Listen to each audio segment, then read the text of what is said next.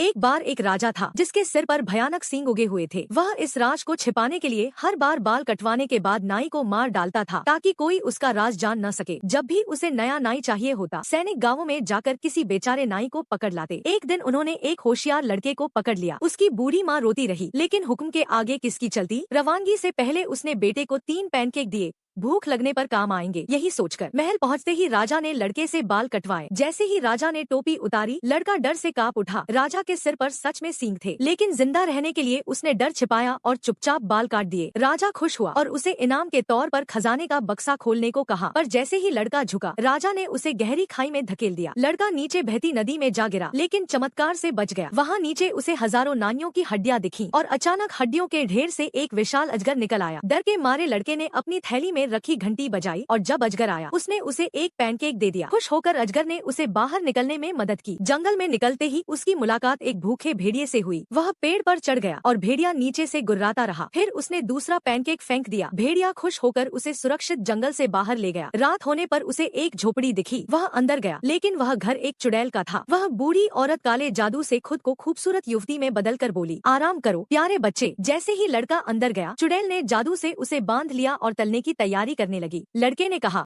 मरने से पहले मुझे एक धुन बजाने दो। चुड़ैल मान गई। जैसे ही वह संगीत में डूबी, लड़का मौका देखकर भाग गया। भागते हुए उसने आखिरी तीसरा पैनकेक चुड़ैल को फेंका। वह पिघल गई और बोली, तुम अच्छे हो, ये मेरा जादुई कोट रखो। इस कोट से लड़का बूढ़ा या जवान बन सकता था। उसने उसी कोट से खुद को बूढ़ा नाई बना लिया और महल लौटा। राजा ने उसे पहचान नहीं पाया। जैसे ही राजा ने सिर झुकाया, लड़के ने मौका देखकर राजा को उसी खाई में धकेल दिया। बूढ़ा राजा वहीं खत्म हो गया।